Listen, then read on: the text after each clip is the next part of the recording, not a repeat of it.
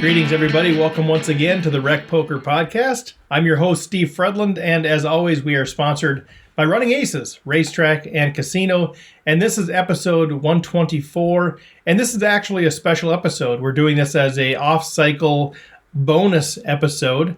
Normally, we release on Fridays or so every week, and we had an opportunity to sit down and chat with Robbie Strazynski, who is with Card Player Lifestyle, and he recently won the Global Poker Award for his charitable initiative. And we had the opportunity to speak with him, and with schedules and such, we just had to get it done. He's in Israel, I'm in Minnesota, and so we just kind of had to work it out. And rather than kind of putting it in the can and waiting, since I had a number of guests set up for the next several weeks, I thought, why not just throw out a bonus episode to Rec Poker Nation? So that's what this is. It's going to be just the interview, so about 45 minutes. We won't have the discussion afterward, but it's just an interview with Robbie Strazynski. I do want to take the time just to mention Crazy Like a Fox. Our training is still going on. You can still enter late if you want, but we are done with 3 sessions out of the 10, and it's just been going fantastic. Great feedback, great discussion boards, great community building and learning. So really excited about that. Thanks to those of you who are out there and part of that group. I continue to get stories and stories of people that are winning and cashing tournaments who are in that, and they are giving credit already to some of the things that they've learned through the course. So that's great that there's some real world application happening right away. So I also don't have Running Aces Player of the Week updates because we just did that last time, and this is a midweek, so nothing really to report there. So I'll spare you some announcements. And with that, just get into the interview that I did with Chad McVean and also John Somsky interviewing Robbie Strazynski. So here you go. Enjoy the bonus episode. All right, guys. Well, as promised, here with Robbie Strazynski, also joined by Chad McVean. And you guys know that normally what we're doing is strategy and breaking down hands and kind of digging in. And maybe we'll get into some of that stuff. But, once in a while, we like to take a break, talk with industry folks, get some perspective of kind of the bigger picture of what's happening in the poker world. And so today is one of those days. So Robbie Strazynski, formally thank you for joining us today. You got it. Thank you, Steve. Thanks very much for having me on the Rec Poker Podcast. It's a pleasure and an honor. And you're really close to home. I mean, you're only calling us in from Israel, right? I'm in my home, yes. I do live in Israel. I'm originally from the United States, but it certainly is significantly later hour here than it is over there. So, yeah. Now, how long have you lived over there? 20 years, actually. September marked 20 years. I moved here in 1998. So I was, now I'm 37. So, yeah, just after high school, I came here. Okay. Wow. Well, it's super cool. Yeah, we had to kind of organize the schedules, and I appreciate you doing that. So yeah. Why don't we just start a little bit? Well, actually, you and Chad know each other a bit, which is kind of a cool story as well. I'm sure we'll get into that a little bit. But talk a little bit about all the things that you're involved with, or at least some of the things that you're involved with. Everywhere I look, Robbie Strazynski name keeps popping up. What are some of the major things that you're working on or involved with now? So wherever you look, basically what I spend most of my day doing is speaking to representatives from social media channels like Facebook and Twitter. Say, hey, can you put my name everywhere so that when Steve is looking, you can find. That's what I spend 23 out of my 24 hours a day doing. Just becoming personally SEO, right? Yeah, exactly. So first and foremost, what I'm involved in is trying the best I can to be a good husband to my wife, Miriam, of 16 and a half years. And I got 3 kids, Abby, Ami, and Shira. They're 11, 9, and 6.5. And, that doesn't necessarily really reach all of the channels that I'm always putting out content and stuff. But I'm very much involved in that, and thankful that I'm able to work from home and be able to spend a lot of time with them when I'm not doing work. So it's a nice balance to have, that I'm not like commuting or, spending a lot of time doing other sort of stuff. I can really be with them. So yeah, got to give credit where it's due.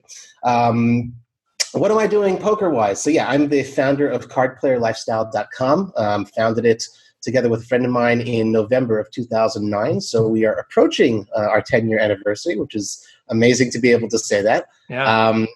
That's its own story on its own. It's something I started off doing, very like once in a while, let's give it a shot. Let's see what this blogging thing is all about, till I found my voice and the traffic started to grow. Ended up buying out my partner after about 2.5 years, and then really starting to run with it and spending a lot more of my time, my free time, nights and weekends doing it. In March of 2017, I said, you know what? This is I want to just go home from work every day to keep working on my site because thankfully the traffic, the attention, all of the good metrics kept on improving, and took the leap with my wife's blessing and said, if this is what we could do part time, what can we do full time? And thankfully, it's just been a really good, solid upwards trajectory since then. Very active on Twitter and Facebook, specifically trying to push the content that I'm publishing. Not just me, it's also a bunch of very talented writers and contributors who send in some great articles that we put out there, all original content. I don't do like the poker news, live reporting, news type of stuff mostly. I mean, they're just too good at it. You can't possibly compete with them, and I support them. They're wonderful, amazing people. I do more like op-eds, some strategies, tips, that sorts of articles, features, the type of stuff that, the lifestyle aspects of being a card player, the stories that are hopefully entertaining to the people who read it. That's the main thing I'm involved in. In addition, I host and co-host two different podcasts. I'm a co-host of the Top Pair Home Game Poker podcast, focusing similar audience to yours, actually, Steve. Also recreational players, but not necessarily the ones who are going out to the casinos and playing the 1-2 or the 3-6 limit, but home game folks. So I've been doing that for 4.5 years also, since June 2014, I guess, right? So wow, sweet. And the other ones I host as of the beginning of this year, January, the Red Chip Poker podcast, which is more focused on strategy. Not that I'm such an expert in strategy, but I try to interview people who are. So that's a once a week thing, while the Top Pair is once every other week.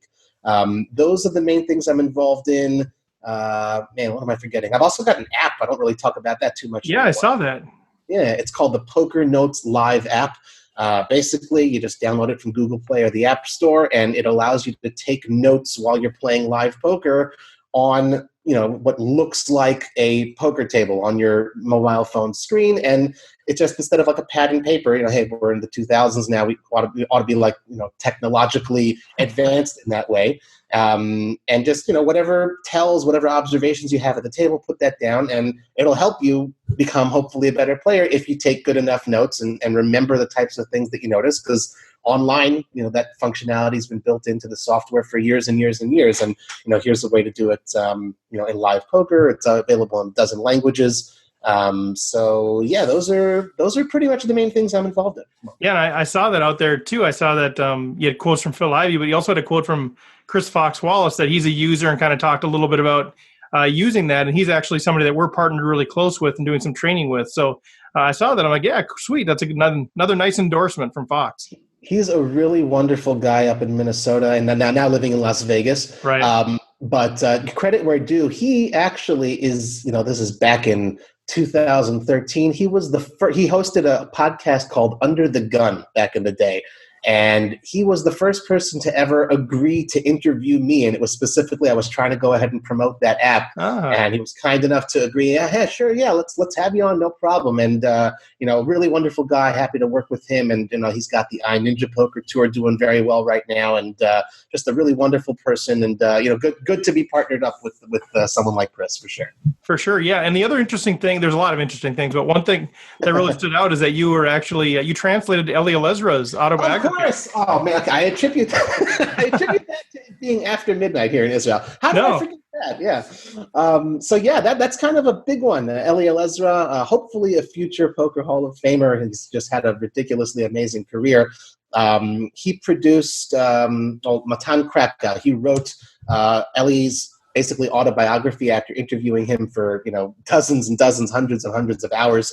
Produced an autobiography in Hebrew for Eliel Ezra, and I was there at the launch here in Israel, in Tel Aviv. And at the launch party, Matan and Eli took me to the side, and they're like, "Yeah, hey, we want this to be out there in the greater poker world. Everyone's, they're not all reading and speaking Hebrew, Robbie, so maybe help us out." That was just an amazing thing. It took a while to do it, to find a publisher, and luckily we did. And it's an amazing project to have been involved in. It's available. It's called Pulling the Trigger. You can buy it on Amazon, both in paperback as well as in Kindle format. And I even got a little page, translator's note. So that was pretty nice to have, have your name on and be associated with someone just so wonderful like Ellie.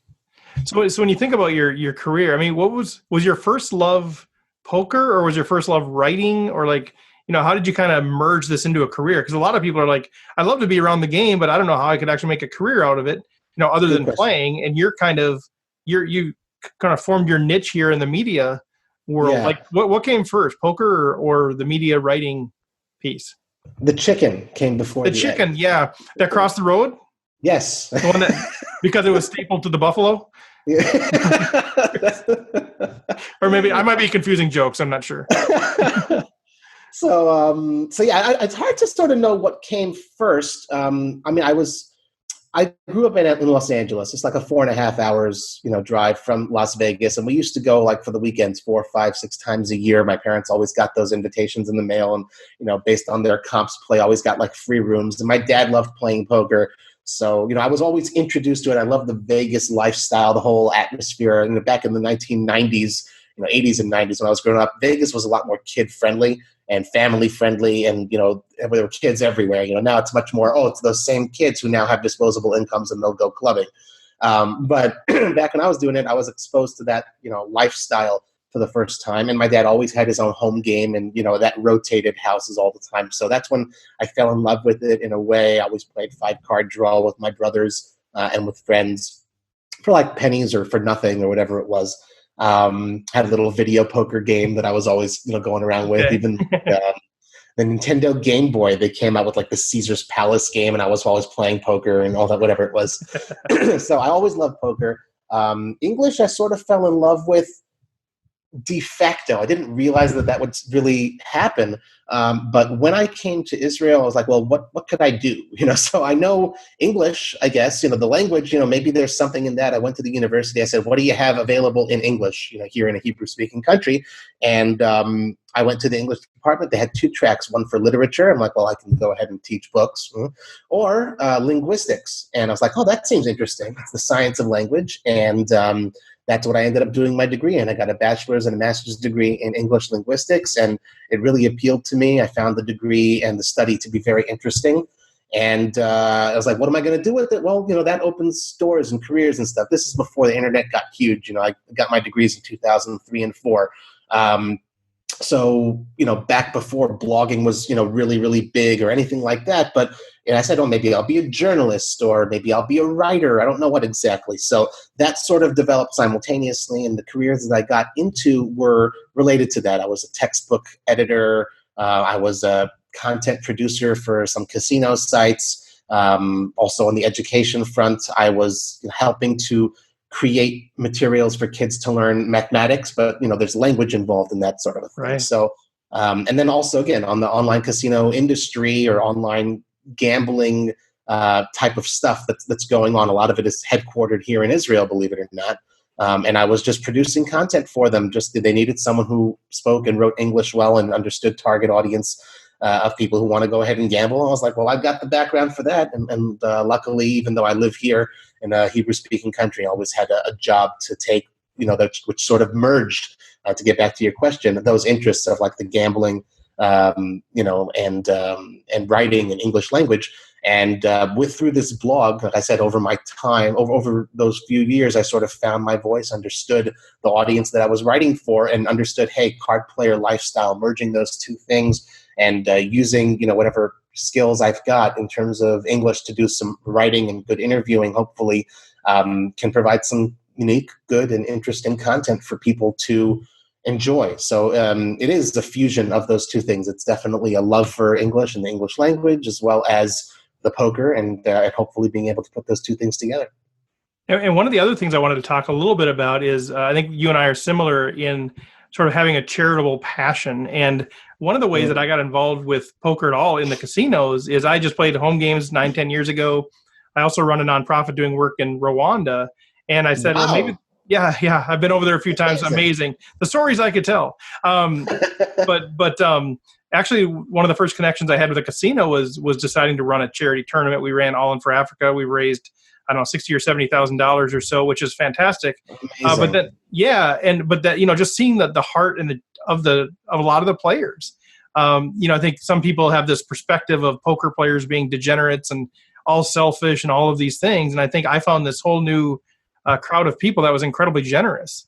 And the reason I put that context out there is that you just won an award from the Global Poker Awards. I know you're humble about this, but for charitable initiative.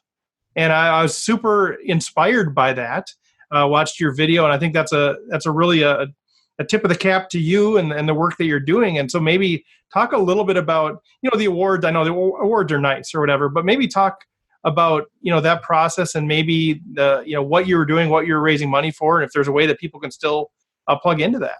Absolutely. Well, thank you. Thanks for saying that, Steve. Yeah, it's Saturday night. Literally, the awards were yesterday in Las Vegas. On Friday, I wasn't able to be there in person, but they were nice enough to allow me to sort of record a little speech to accept the thing, the award. It is a tremendous honor, and it's not being facetious to try and be humble about it. I really am, because I really do see myself in that respect as sort of a conduit. It's not really about me. I did something, but it's really everyone sort of joined together and supported this amazing cause. The cause is called Save a Child's Heart. It's a charity which operates in a sense worldwide, because it's trying to save the hearts and the lives of children who in underdeveloped countries who do not have cardiac care available to operate on and assist them with their heart diseases. So they end up getting flown here to Israel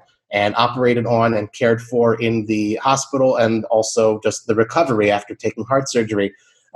So that's what the fundraising is for, is to, they're a completely nonprofit organization, and they've got like a building in one of the cities near Tel Aviv. And if the child is under 6 years old, the mother comes as well. And they don't all speak English. Very few of them actually put any English words together. So they're, taken out of their worlds and thrown into completely new environments, unable to communicate, but having their lives saved. It's a really amazing thing. And, it's something I really identify with, because I sort of take it, I'm Orthodox Jewish and everything, I sort of feel like it's one of the things God commands us to do is, we're supposed to try and be a light unto the nations. This is a beautiful charity that is doing precisely that. Yeah, you're operating in Israel and Israeli hospitals, but, unto the nations, you're saving people from all over the world, from, Far East Asia, from Africa, people who unfortunately, otherwise wouldn't have hope. They'd be, these little kids. So what I did for them is I ran a charity called, a campaign called Running Well, which has a nice little poker tie-in, got to run well in life.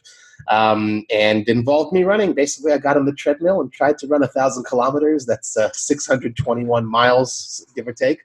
Hopefully not all at once. No, that would be really impressive. Here today, Steve. That's too difficult to do. I tried to do it in 10-kilometer increments, running about 6.2 miles an hour. So it's about an hour each time I got on the treadmill.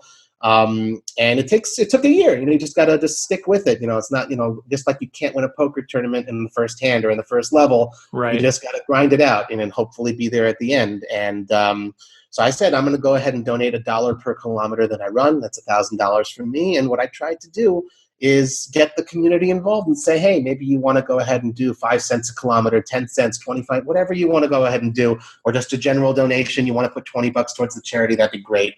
And I set for myself a goal of trying to get $10,000 raised for this charity over the course of 2018. And, again, it's not a gigantic amount. It's not millions of dollars. And there's some amazing charity work that gets done there by other members of the poker community. And then that's sort of what also I feel like, it's not really about me. This is an amazing thing to be a part of a community that places emphasis and importance on philanthropy and on fundraising, that there is an award for that within the Global Poker Awards, which is recognizing professional achievements and that sort of a thing, is an incredible thing. And to be recognized, it's really just, a big honor. So I appreciate that very much. And how to help them, saveachildsheart.org. There's a big red donate button on the top right of the screen, and you can go ahead and donate, and it's tax deductible from whatever country you're donating from. Well, thanks for your work on that. I mean, anytime you can hear about people trying to positively change the world, it's just so encouraging. So thanks for that. I want to make sure that so John Somsky's joined us as well. He actually writes for Anti-Up magazine. He's on the line, and Chad's also there. So I want to take a little break and open it up, see if one of those guys has any questions or comments for you. Yeah, hi, Robbie. This is John. Hi, John. Somsky. Nice to meet you. I first time I heard you was actually on Fox's podcast. I was wow. listening to that way back in the day. Wow, that's amazing. Well, and just sorry, John, I'm going to interrupt you for a second. So, Robbie, just so you know, Fox always refers to John Somsky as the nicest guy in poker, which Fox and I sort of have an ongoing debate about because Somsky loves to 3-bet me. So I don't see it, but that's the context with which you're dealing right now, is that John Somsky is the nicest guy in poker. So that's great. Nice to meet you. I love nice guys. Go ahead, John. Sorry. Well, anyway, I was going to say I also became a big fan. I own the Poker Notes Live app, and I've used that a couple of times. Awesome. Thank you. Was a big fan when you took over from Eric on the Top Pair Home Game Poker podcast. Wow, that's an amazing thing to hear. I appreciate that very much. Thanks for saying so. Well, yeah, just to let you know, I listen to just about every poker podcast out there. So goodness. I'm also listening to you on Red Chip Poker now, of course. And I think you've done a great job there. You've kind of taken it in a different tack. I mean, most of the stuff like James Split Suit Sweeney was doing was hardcore strategy. And you're bringing more of, I guess, the poker lifestyle, similar to your blog. You're bringing that, interviewing people. You just had the great interview with Jack Uffel. Yep. For Thank you. The WSOP. So great work. I appreciate that. And I will say also credit to Zach Shaw, former host of the podcast. He passed the torch to me. And then, when we first spoke about it towards the end of last year, this was their doing. They said, hey, Robbie, would you be interested? And we want to sort of take the podcast on to that different tack and then do a little bit more of the industry stuff, a little bit more of the lifestyle stuff. And I had been an interviewee on their podcast once upon a time. And they asked if I'd be interested, and I said, yeah, and I'm very grateful for that opportunity. And it's awesome. It's always awesome to hear from anyone listening or taking in the content that you produce, and to get such very sweet words of praise. I really appreciate it. If that tree falls in the forest, that you've cut it down, but it's nice to know that someone heard. So thank you very much. I always look forward to hearing how many shekels you won in your latest. Not enough. Never enough. But we've got a bankroll, not a budget. That's the most important thing. Chad, did you have anything at all? Yeah, I was just gonna mention that the last couple of years, I believe, Robbie, you've been during the World Series working, and I think this year you're actually going to be able to play. So this year, will you be playing and wearing one of these lovely patches? I love that patch. Where'd you get such a beautiful patch, Chad? It's so gorgeous. Thank you. That might be the best patch I've ever seen, Chad. What does it actually say on there? Yeah, Card Player Lifestyle. Nice. Poker blog, and I believe I received that 2 years ago from Robbie. Wow. After sitting watching the 10K limit final table with Negrano and all those guys, it was a impressive lineup, and I believe that was also where Phil Hellmuth kind of had a blow up on Terrence Chan, and it was quite entertaining. All the good stuff. All the good stuff happened. It's great patch. Thank you very much for wearing it. Yes, like I said, Chad really, he also just follows a ton of the stuff that I put out, whether it's in podcast or written or newsletter form. I appreciate that very much. People couldn't pay money for the types of fan that Chad is, and it's really humbling to have someone so into the work that I produce. I appreciate it very much. Well, you probably could pay him. Yeah. Thought I'd just throw that out there. I'd have more time to do it. A lot of money. That's an original from 2 years ago. That's the first edition. So you are getting to play this year, though. Yes, that is a pretty cool thing. I announced first time I've never played in a WSOP event before, and I said, you know what? I think it's time. I'm going to be playing in the $1,500 Dealer's Choice event. It's something it's kind of on my bucket list. Everyone's got the main event, like that sort of thing, and yeah, that'd be cool. But $10,000 is just a crap ton of money. I am fully admitting it's not all my $1,500. I'm getting staked and backed rather by some very good friends of mine who have been playing in the home games with me for many, many years. And it's nice, sort of like their emissary of sorts. We've been playing, Dealer's Choice games forever. And we don't play it exactly like they do at WSOP. It's every single hand we change the game, and we play almost all the games no limit, actually, unless there's 5 betting rounds, in which case, each betting round is capped. So it's slightly different than the official Dealer's Choice of the WSOP, but those differences actually make me more comfortable.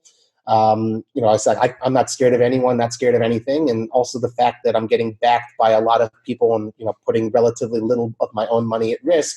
Hopefully, I'll be able to sort of just play my game and do my best. In a sense, it's excuse me, a bit of a free roll because, again, there's a little bit of money at stake, but I've sort of said in my mind, this is something actually that Eli Elezra told me about just playing in general. Anytime you're sort of worried, it says pretend the money's already gone. So in my head, whatever I'm sort of putting out there is like, okay, the money's already gone. Let me just do the absolute best I can, and whatever else happens is gravy. And I'm looking forward to the experience. I don't know what it's like. I know, as Chad said, I've been working the last couple of years there and just walking around, and I've got my media badge, so I can walk anywhere I'd like in the back rooms or whatever. But to be sitting there and not have to move around, like I'll be sitting there hopefully for many, many hours for multiple days. And also, I'll just point out, one of the reasons this is kind of like a dream event for me is that there's, all the events there. They take, many, many days to do. And being Orthodox, observant Jewish, like if an event stretches into Friday night or is on Saturday, I can't do that. So I know that here's one guy on the podcast who's guaranteed never going to win the main event because I just won't be playing on a Saturday or Friday. Right. So in a sense, this for me is my main event. It starts on a Monday, and hopefully I'll still be there Wednesday at the final table, and that'd be amazing. But really looking forward to playing. That's super awesome that you get to play. Are you still going to be working some of it, or are you off? You're not working at all this summer? Well, the nice thing about being self-employed is I get to decide, which is really awesome. And it's a real big blessing. It's like, there's obviously some risks of doing that. You never know what's going to be the next month, but, it's up to me. And thankfully I've got, again, back to the first thing I said, best wife in the world. And she's been really cool. And, it's about 7,500 miles away, and my 3 kids are here just with her. So it's major credit to her that she's been very kind and awesome and being cool with me going. This will be my 4th summer in a row for lengthy periods of time. I know whenever you live in the States, you're just a few hours away. You can go and come back multiple times during the series. Ain't so simple when you're living 10 time zones away from, and it's the end of the school year and to be there for all the kids' stuff. So I'll be making 2 trips out this year, actually. One is at the beginning from end of May until the beginning of June, and that's when I'll be playing in the Dealer's Choice event. And that's more of I'll be doing my own thing as far as work stuff is concerned. Be meeting up with the Red Chip Poker guys. They've got some meetups going on, maybe doing some stuff with Ellie. We'll have to see exactly what develops in that respect. And the second, then I'll be coming back home for about 3.5 weeks or so. And then I go back out and I'll be working with the Poker Productions crew during the main events. I have been doing this for this will be my 3rd year, being on the player bio team. This is, when you see the broadcast online on ESPN, all of the very talented commentators are telling you all about the players at the table. So, that information has to come from somewhere. So I'm part of a exceptional team who we really work hard. We stand there with the bulletin boards, the clipboards, and try to get the information from the players during the breaks. Tell them about, tell us about themselves, and also researching on their Hendon mob and whatever information we could find, and passing that information along to the broadcasters so that they can relay it to the viewing audience at home. So 2 trips out to the man. Yeah, there's so much behind the scenes that that we just don't see, and it's cool to kind of hear a little bit of the skinny on what's actually going on there. I'm curious. Obviously you're very well educated, you're very well spoken, you got a lot of passion. It seems like you could do a lot of different things. You could do a lot of different things in media, but you've chosen to cover poker. I'm curious, like what is it about covering poker? What is it about, your deep engagement in the game and kind of behind the scenes? Like, what is it that's kind of driving you or fueling you or giving you life or, keeping your passion strong? Like, what is it about, your work in the poker community that makes it more than just a job? That is a great question. Very well worded, and thanks for that question. Any question that makes you think and you don't have an instant answer, so it's a really good question. I know that had nothing to do with the questions I sent you in advance, and we'll probably never get to those questions. That's what I mean. We'll kind of play it by ear and kind of see where it goes. But yeah, those are questions I love to ask people, the ones that kind of make you reflect a little bit on it. I think to an extent, it really just is the passion. Like the fact is, something that you really love to do, you're going to do anyway, regardless of whatever the reactions to it are, regardless of what happens as a result of you doing it. When I first started my blog, I was excited that 10 people were visiting it in a day, and, if I got into it to make money or to try and make a career out of it, I would have stopped after 3 days, maybe 2 days. I don't know. Right. Yeah. And it's just something, because it's something that you enjoy. You just sort of do it more. And the fact is also, look, I love the game of poker. I really, really do. I realized very quickly, winning player though I might be, being a professional poker player doesn't really jive with the type of lifestyle that I want to lead. And, it's important to me. I moved here 20 years ago to Israel for a very good reason. I believe that this is, the Jewish homeland and this is where I belong. It's type of thing we always say. There's lots of aquariums out there in the world, but there's only one ocean. So there's plenty of good Jewish communities all over the place. But I think that this is where we belong. So this is where I want to live. But a professional poker player to be living here, not so simple always. And I said, well, how do I still stay involved? And, the fact that I've got all of these different avenues, whether it's in podcast form or on my website or in any other sort of avenues as far as the media is related, and able to go from time to time now over these last couple of years to Las Vegas, to different other venues all over the world, and do media coverage and use the types of things, that I studied. I studied linguistics and used whatever skills I've managed to develop, allows me to live that card player lifestyle, without necessarily being a professional player. Just, I still got my home game, and, this is the type of thing that I love. And I'm just, it didn't happen overnight. A lot of people say, okay, you're doing all this, you're doing that. Wow, it's amazing. And it is, it really is. And, I feel incredibly fortunate. It did not happen overnight. It's the type of thing that, thankfully the passion is what kept me up those nights and weekends till 2, 3, 4 in the morning and saying, well, I've got to get this interview out. And Mary's like, no, you got to sleep. You have work tomorrow. I'm like, I agree, but I'll just be a little bit more tired. I don't care. That's what's important to me. And it's kind of the pushing the flywheel, like Jim Collins talks about, if you're familiar with Good to Great, right? I mean, that the overnight successes are never overnight successes. There's overnight being noticed. Yes. But there's always the years and years of kind of pushing the flywheel and doing what it takes to kind of get there. And sure. And in a sense, it mirrors, like, at least for a tournament poker player's graph, so lots of times you look at the typical graph of a winning player. So you've got like the sort of staying steady, a little up, a little down, then you have the big win. And then you're just at a new plateau and all that other sort of stuff. And, that really speaks to me as far as my career has gone, because, a lot of it has just been, not necessarily as rewarding in the conventional sense. And then all of a sudden, Nolan Dalla, one of the chief scribes, the massive media presence, went ahead and said, hey, Robbie, I want you to be one of my firing squad interviews. Whoa, holy crap, that happens. And all of a sudden it's like, oh, who's this Robbie Strazynski guy? Right. And then, you move on to the next thing and the next thing. But like, I just remember that was just a huge moment. Or, back to Chris Wallace, the first time you ever get on a podcast. So one thing I could just tell everybody is, if you do have the passion, if you do want to do whatever it is that you want to do, any single opportunity from anyone that comes your way, grab it with both hands and make the absolute most of it. And then to the, even to point, Steve, you said, would you like to be on the podcast? Absolutely, you want to be on the podcast. We'll talk for as long as you want, and happy to do anything like that, because you never know who's listening, who's watching, and, other opportunities can continue from there, and it's not necessarily money related. It's, but sometimes there are. Some guy was like, hey, I just saw the interview you did with so-and-so. We'd like to hire you to do this, okay. And from that, thankfully, self-employment came 2 years ago, and the ability to make a living at the end of the day, which is really living the dream. Thank God. Congrats. Yeah, congrats. Hey, John, did you have something there? Yeah, I was just gonna to mention. I've been really impressed, actually, by both you, Robbie, and you, Steve. There are not very many people entering the poker industry after Black Friday. So to be able to do that and to be able to have, I've watched you. I remember you talking on podcasts about deciding to make it a full-time career, and when you started to switch over and do more and more. And Steve's been doing the same thing, making poker part of his income, and with a similar bent to you, where playing is, portion, and he hopes to be profitable there, but that's actually not where he's currently making his income from.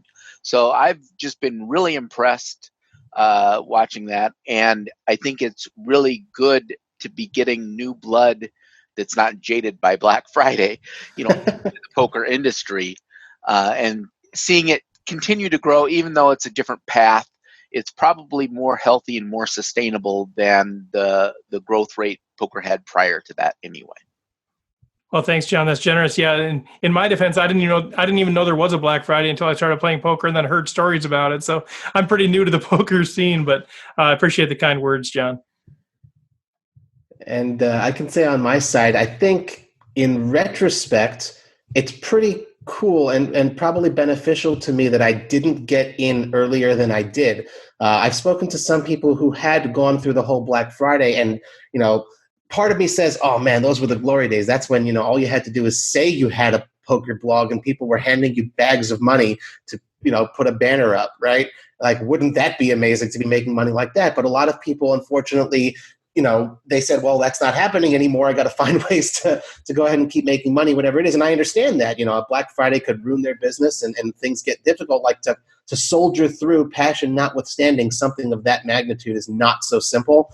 So in a sense, it was a blessing for me that I got in the low point of poker. And, I know exactly what Black Friday did to everybody. But, for me, thankfully, it's just sort of been a constant trajectory upwards, because when you start from nowhere, there's only one place to go. So in a sense, that's pretty cool, and definitely not jaded. And I think also to an extent, the fact that I live here in Israel, so far away from where all the poker action is happening around the world, it enables each time that I take a trip abroad to be exciting all over again. So that's something I think, that it worked out in my favor. So that's pretty awesome. So Robbie, as you kind of think about you've covered so many players, you've covered so many tournaments, so many different things. You're a bright guy. You kind of understand human behavior and motivation, it sounds like, as well.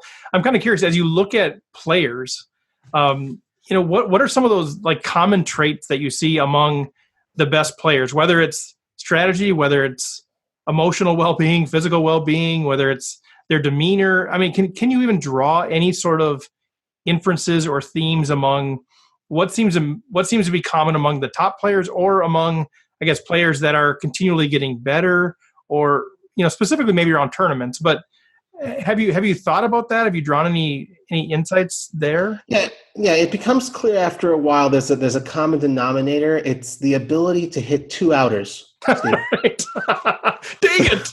I gotta practice. Not everyone has that ability. I gotta tell you, someone I've been playing home games with never manages to get there. So, and the other guy always gets there, right?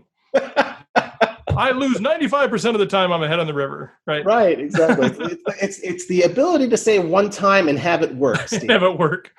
Or to start walking away from the table when your card hits. Yes, to put on your jacket. That's how you hit them. In all seriousness, though, it's sort of relating to the types of things we said, but, with anything, you want to be successful, you just got to work at it.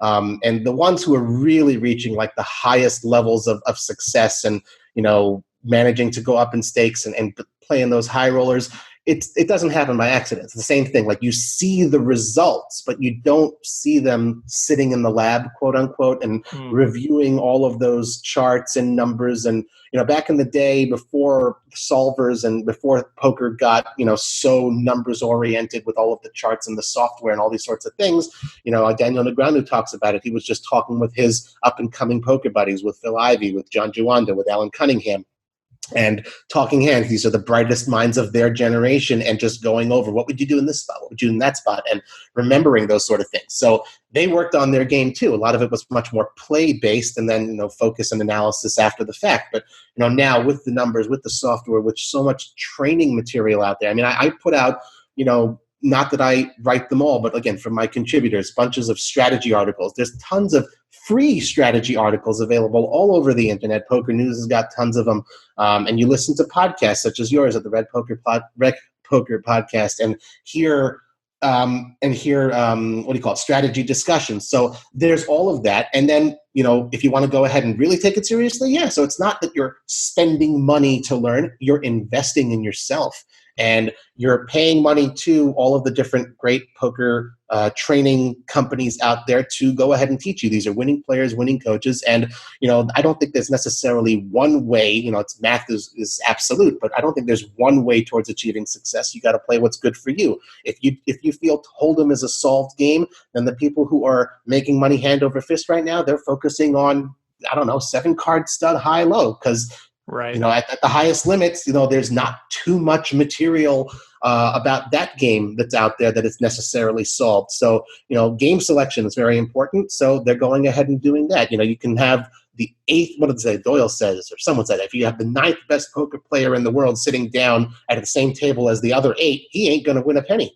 Right? So game selection is very important, and putting in the time and the effort to be better. If it matters that much to you to be the best, then you're going to do everything you can to be the best. And yeah, variance will do what it does, but that type of determination and grit in the long term will get you at the higher stakes and at the nosebleed tables.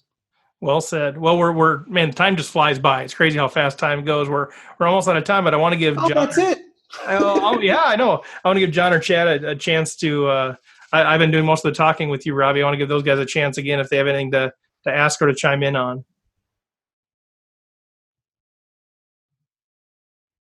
Well, I just want to say once again, congratulations on the award last night. Thank you, Chan.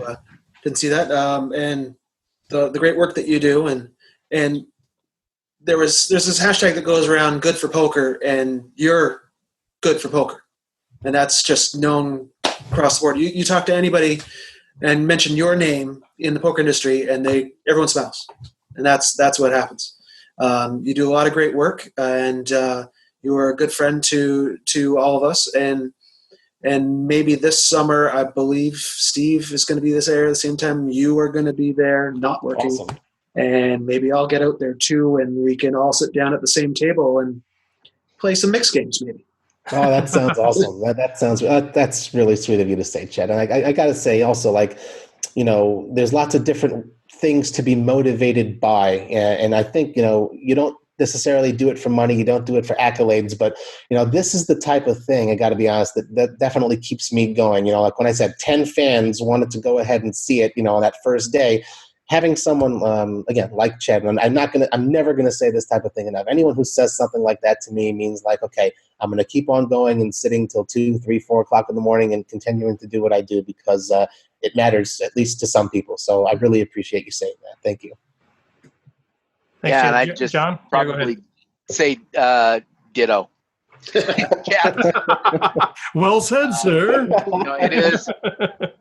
It's really important to a lot of the pros that are still around from 2000. They come off very jaded, and they've been through some tough times, from it being so good to being brought down after Black Friday, and to hear the genuine enthusiasm about the game, I think is really important. And I will be in Las Vegas at the same time Steve is, so hopefully we'll get a chance to actually meet. I hope so too, John. It sounds like it'd be a really fun, real fun game. And beer's on me. I don't drink them, but I'll have a Diet Coke, and beer's on me if we do meet up. That'd be wonderful.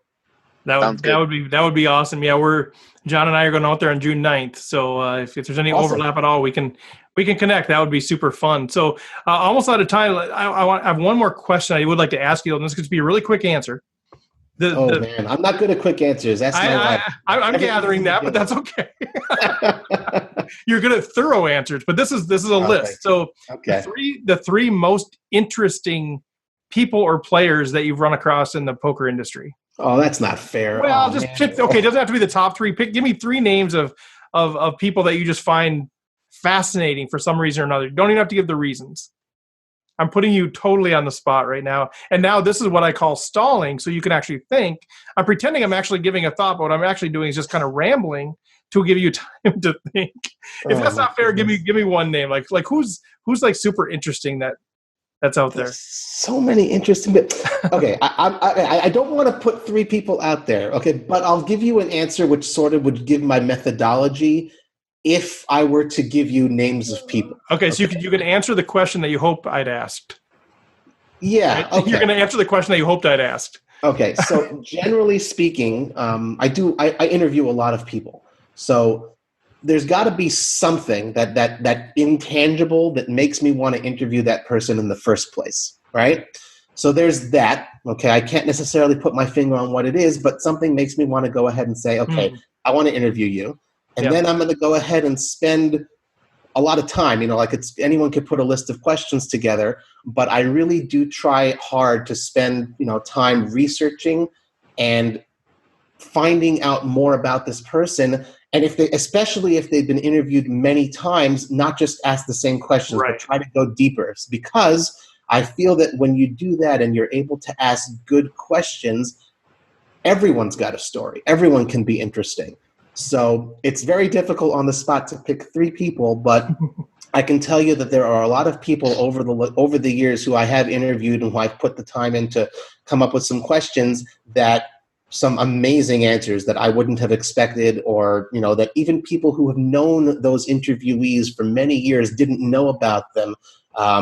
So hopefully that's a good enough answer for the question that you almost asked. It's a very good answer. It makes me wish you could move back to the U.S. and run for political office. Oh, no. Giving that sort of answer. No, that's great. I want to honor your time. I know people can reach you. There's several Twitter accounts at Card Player Life, at Poker Notes Live, where the app is, at Red Chip Poker, and at Top Pair. Are there other ways or other preferred ways that you'd have people connect? Do you have an email, newsletter, or anything like that you want people to know about? Just keep calling my phone all the time. Right. And telling you bad beat stories, is that what you prefer? I love bad beat stories. There was a guy who took my idea, SOB. He's wearing a cardboard, like $1 for your bad beat stories, and I was like, "That's how I was going to make money last summer." Right. You could charge $20 probably. Right, but no, the Twitter at Card Player Life is the best way. I've got a Card Player Lifestyle Poker that's on Facebook. You can reach, and no hesitation about giving out my email address. It's Robbie, ROBBIE. at cardplayerlifestyle.com. And, in general, just, everyone likes having their name in lights in the spotlight for even a few minutes. Anyone who takes the time to go ahead and email me, there's never been anyone who hasn't gotten the response back, even if it's no, not interested or whatever. But always happy to hear from anybody about anything and have conversations with you guys. So thank you. Well, awesome. Well, it truly was a pleasure to actually meet you too, after seeing your name out there, and just love what you're doing. I love how you're approaching life. And kind of how you have your framework and paradigm and perspective of life fully intact, and then kind of working around the periphery. I appreciate that about you. And man, best of luck with everything, with the family, with the home in Israel there, with this summer playing and reporting, and everything else you have going on. But a true pleasure to meet you, sir. Thank you very much, Steve. It's nice to have the opportunity. I haven't been on a podcast in a while on the other side of the mic, so thank you very much for the opportunity, for your time. It's not about my time only, but it's really nice to have an opportunity like this and be acknowledged and appreciated. Thank you very much, and thank you, Chad, and to John as well. Thank you. Yeah, for sure. Thanks, guys, for joining, and we'll be in touch. Thanks, everybody. All right. Thanks so much to Robbie. Thanks to Chad and John for being part of kind of the last minute panel, putting that interview together. Thanks to Running Aces for your sponsorship of the Rec Poker podcast. Please check out recpokertraining.com for any information. You can sign up for our newsletter there, get all kinds of info on things that we're offering. You can also watch the videos and listen to the podcasts out there online as well. So until next week, I guess that's it. Good luck on the felt.